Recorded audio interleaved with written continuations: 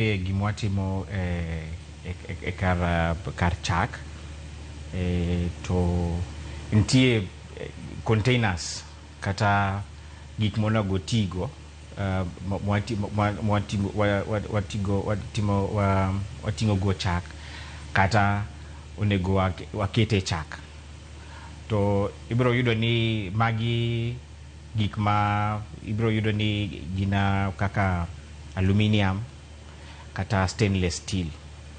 Koro ibiro yudo ni en mani koro king'iyo ji mang'eny to be pod tiyo gi plastic ni, to be emomiyo pod watimo gimiluongo ni capacity building mondo wang'i ni joma miyowa chak gi ni nyaka giti gi containers monego gitigo.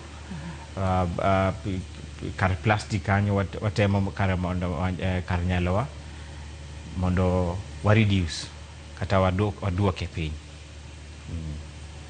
Kopogore kod weche go mag plastic, nitiere ang'o gini ma bende thoro kelo kethruok mar chiemo?